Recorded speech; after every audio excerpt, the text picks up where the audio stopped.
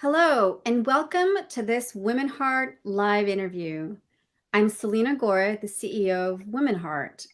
WomenHeart is a national patient-centered organization that provides support, education, and advocacy to women living with or at risk of heart disease. We're here today, just a few days before Mother's Day, to have a conversation about heart health across the generations. There's so much about our heart health that is linked to where we come from, our culture, our family traditions, the lifestyle that we grew up in, and our habits. And things like what we eat, how we exercise, when we exercise. These are all so often influenced by our families, often by our mothers specifically. And for many women, we pass that down to our children. Add to that family health history and our genetics play a big part in our overall health. So when it comes to heart disease, these factors are especially critical. 80% of heart disease is preventable, which means that it's especially important that we understand our risk factors. We understand what we can control, like diet and exercise, and what we can't control, like our family history. So a great place to start is by talking about these factors with our family members.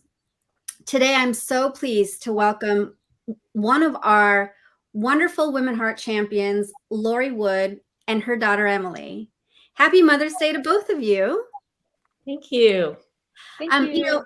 Such a treat to have a conversation with the both of you about having these conversations in general in the family setting about heart health and how that has played out for both of you and between the two of you. I'm guessing they've changed over the years, especially Lori, after you were diagnosed with heart failure in 2015. So maybe that's a good place for us to start. Maybe, Laura, if you can begin by telling us a little bit about your heart story. Sure. So as you mentioned, in 2015, this all started, and I went to my family doctor with what I thought was the flu. And I ended up spending 14 days in cardiac ICU at my local hospital. The funny thing is, 3 weeks before that, I had a medical evaluation, and I was told that I have less than 3% chance of ever developing heart disease. Wow. So, when I walked in there, I had no risk factors, no known family history, low cholesterol, low blood pressure. And I was suddenly diagnosed with end-stage heart failure, idiopathic, which means they don't really know what the cause was. My enlarged heart was functioning at just 6%, and I had no idea. So I was flown to Cleveland Clinic, and I became my doctor's most critical patient for about a year and a half. And during that time, I wore a life vest, which is an external defibrillator. And I titrated a lot of medications and got to the maximum dosages. And then in 2016, I was implanted with a CRTD, which is a biventricular pacemaker, a 3-lead pacemaker with an internal defibrillator. And then 2 months before Emily was married, just out of the blue, my heart was restored to normal function in 2017. But, as heart failure goes with those of you that have it, 3 years after that, my heart function dropped and I was in active heart failure again. So because heart failure is a chronic progressive disease, for the most part, medical science can manage the symptoms and sometimes they can slow the progression. But right now, there really is no cure.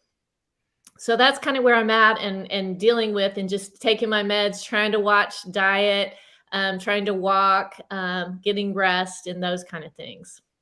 Wow, Lori, thank you so much for sharing that. What a roller coaster it sounds like it's been for you.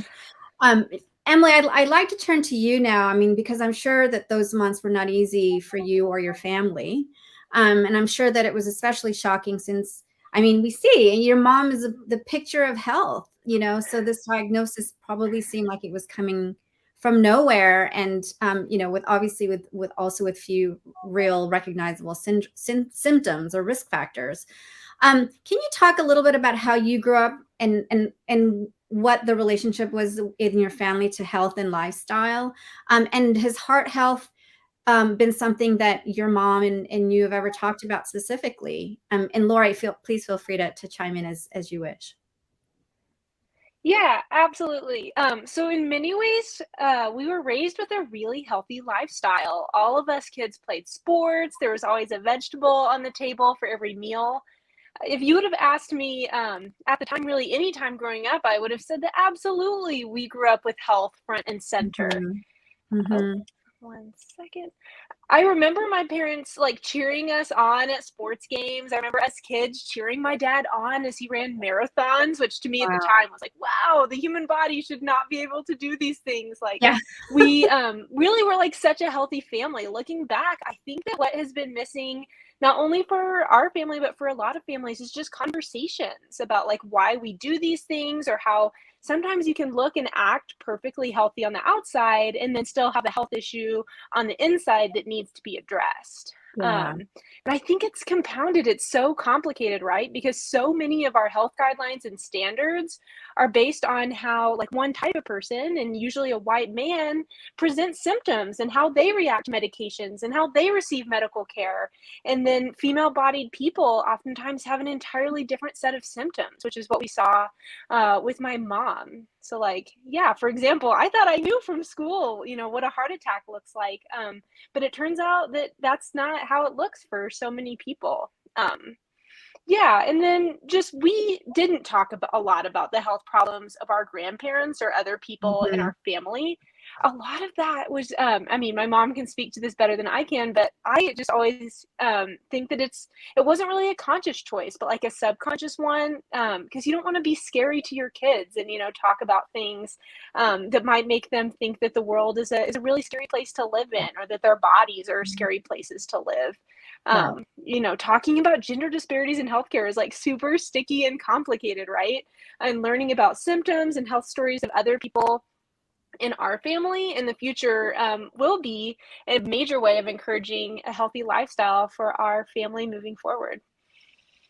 Thanks for that, Lori. I mean, Emily, is there anything you want to add to that, Lori? Yeah, I mean, she's completely right. I think if I were to look back at my time as a mom with kids at home raising them, some of the things we didn't do that we could have done a better job at was just reading labels. We didn't do that. We were like, got to get to soccer practice, got to get to choir, got to get to this. So, whatever was easy and quick, like Emily said, we tried to, have a salad, have a vegetable, but we always weren't conscious of everything that was going into our body. And, that's something, if I could go back and do differently, I sure would. Okay. As I mentioned before, while lifestyle has played a critical role, obviously family history does as well. And so we're always sort of encouraging women to learn about their family heart histories. And that's what you two have just talked about. Lori, how has your experience played into your thinking and your conversations with your own parents or folks that came before you? Right. So, growing up, I was never aware that heart disease was in my family history at all. I was keenly aware of cancer of all sorts. And I've always been diligent about getting a mammogram and skin cancer screening and pap smears and colonoscopies and biopsies and all of that. Yeah. My mother had breast cancer twice, and she had colon cancer. My dad had two different kinds of. He had. I just lost the name of it, but he had a cancer, and then he also had lung cancer, which is what Wow. he died from. But heart disease was just not something that ever made our radar. Mm. And, mom and dad, I think because mom and dad didn't think it was a thing growing up, But then after I was diagnosed, we did do kind of a deep dive into family connections through a genetic study that we did with Ohio State University. We took part in that. And it was, so I'm in my 50s at that point, and it was only then that I learned that both of my parents were being treated for high blood pressure, which I didn't know that. But at that time, even knowing that, I attributed that to the fact that they had been smokers most of their lives. Then in 2020, my mother passed away, and they determined that that was from heart failure. But she was being treated, or that issue was being treated as a pulmonary issue. Oh, wow. And then on my husband's side of the family, his mother, he lost his mother to a major heart attack when she was just 62. And even though those two, my mother and my mother-in-law, died 20 years apart, they shared the sad story that both of them had been in to see their cardiologist on the day they died. Oh my goodness. And they were both sent home with the understanding that the problem and the symptoms they were having was not cardiac related. So, that's just a sad thing, but it's something I think we need to, be aware of, especially as Emily mentioned about, disparities with women. And so. Yeah. Yeah. I mean, the whole notion of delayed diagnosis, misdiagnosis, or just no diagnosis, and sounds like in these two cases is really something that is at the core of what WomenHeart is fighting against and trying to raise up awareness about. Did your family ever talk about those health issues prior, or is that something that has started to come into your conversation as a family more and more now? Yeah, we did not, growing up, we really didn't talk much about medical information at all. And I think part of that is, like I mentioned, I think mom and dad both thought that nearly all of their health problems was because they had been smokers. And since none of us children were smokers, they thought, well, we're out of the woods, Yeah. and that we wouldn't have the problems that they had.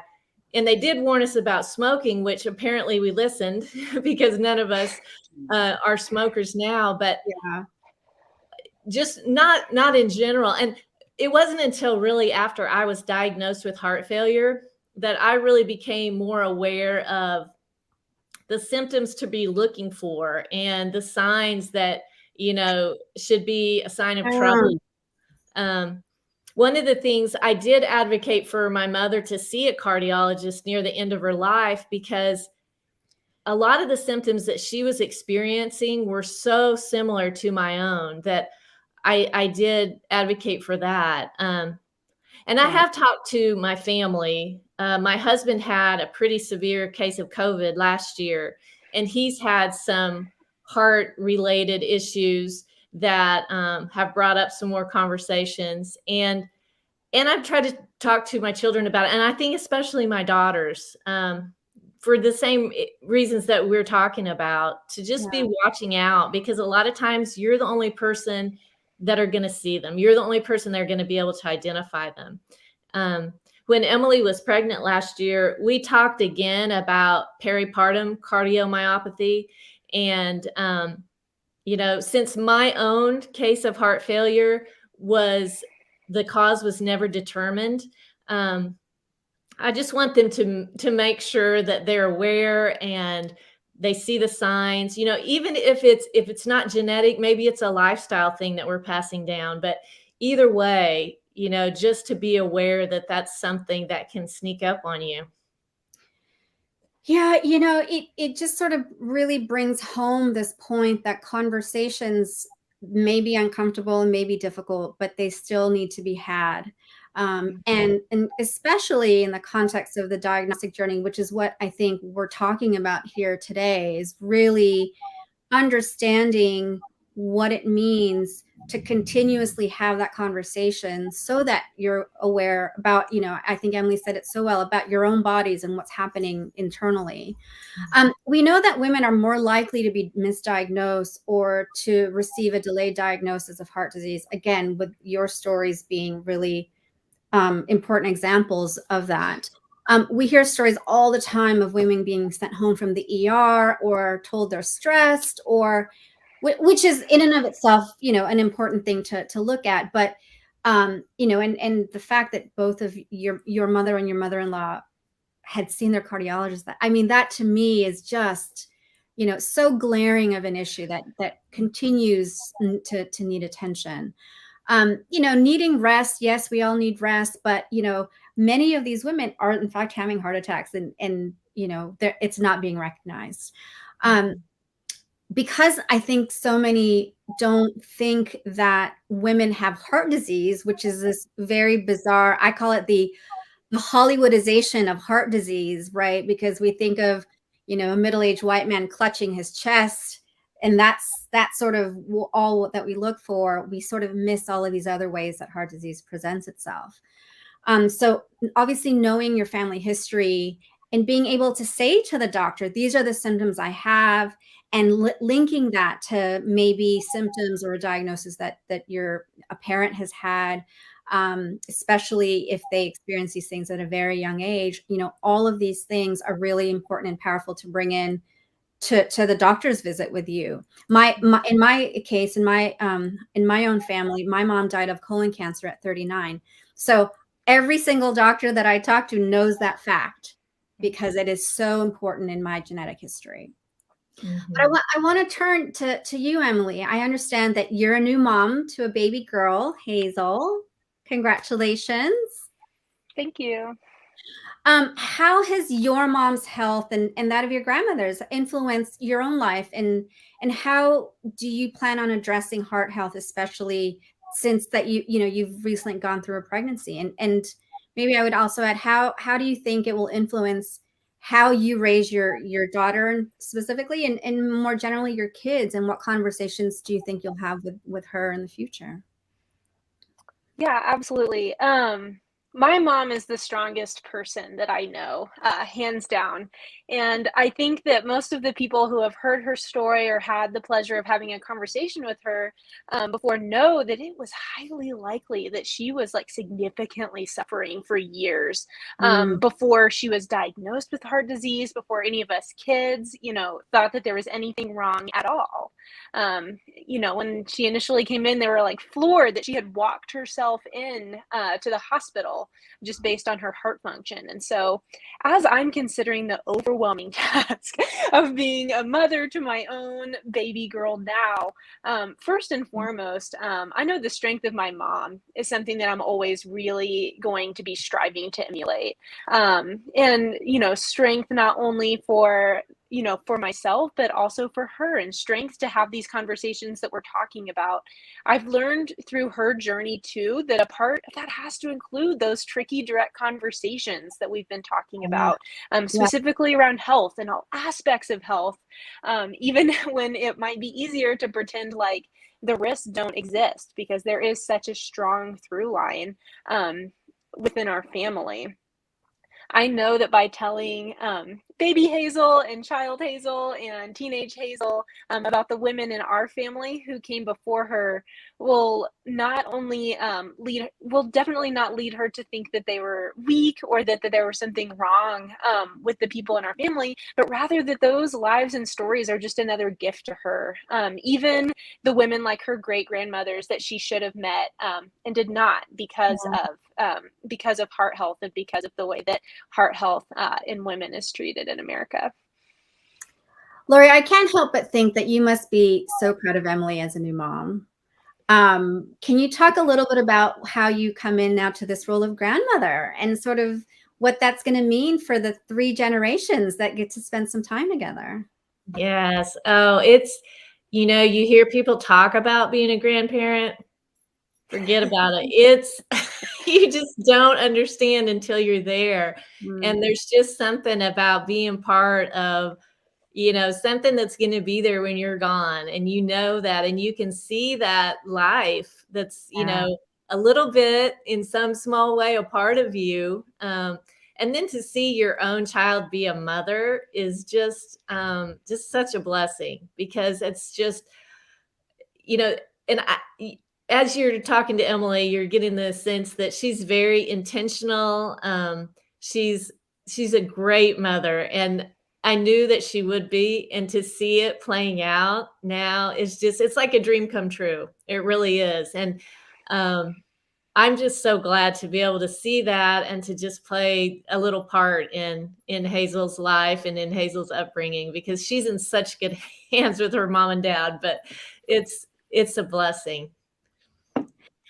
Yeah, I can really see that. I think I definitely picked up on, Emily, your intentionality and the thoughtfulness that I think you really bring to this conversation, which is a serious conversation, right? And I think that there is, and yet at the same time, I also feel the lightness. So I have every confidence that you're going to be able to bring that to your conversations with Hazel in the future.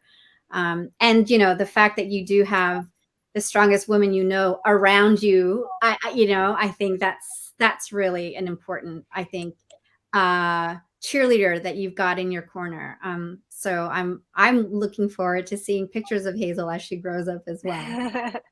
Um, Before we close, I mentioned in the introduction that Lori is a WomenHeart Champion, and so for us, we are intentional in calling our volunteers champions, because really to us, you know, our champions are way more than just volunteers. I mean, you have gone through hours and hours of training by the top cardiologists in this country, and other faculty at the Mayo Clinic, to learn how to understand heart disease better, to understand specifically heart disease in the context of women in heart disease, to provide peer support in community education, and to tell your story. And I see Hazel's joined us.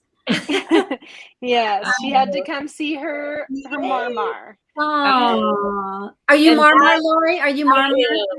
And that right there is the reason that awareness of women's heart issues took on a huge leap for me in the last couple months. So that little heart right there is super important to me. So, and a renewed vigor for this. Absolutely. And talk a little bit more, Lori, just about what it's meant to you to be part of the Women Heart community of Heart Sisters. Yes. You know, I think being able to hear from and speak to someone who has walked the road that you're walking is such a gift. You know, medical professionals are great, and sometimes the internet is okay and helpful, but there's nothing like hearing from someone, like a real live person who has firsthand experience, and they care enough to volunteer to come alongside you in real time. And it would be my dream for every woman that's diagnosed with heart disease to be part of the sister match and have someone who is there for them, who they can text or call and say, this is happening. Is this weird? Have you ever felt this way? What should I expect? So it's just like having someone there to ask all the hard questions and know you're going to get a real firsthand response. And so I just can't say enough about what Women Heart does for advocacy, but also for the Sister Match program and all of the outreach they do to just bring, you know, patient to patient is just the sweet spot. And I think it's invaluable. Wow, thank you so much for sort of bringing that to life for our audience. You know, I often think about what we stand for as an organization, and I want to come back to the word that you used to describe Emily, intentionality. That I think that really is a wonderful way of thinking about how women like you who've survived a diagnosis show up. You have all the intention in the world to make other lives better, because you know yourself what it was like to go through that. And I think that is why women come to us every year to be trained, to join the sisterhood with you, Lori, and others. And it's why we have been around for 22 years. You know, as we head into this weekend of Mother's Day, and I'm so excited, Emily, that this is your first Mother's Day, and that's going to be so fun. But I want to also encourage everyone to find time to talk to your families, to learn about the heart health of your grandparents, your aunties, your cousins, like you all have already started to do in your family, Lori.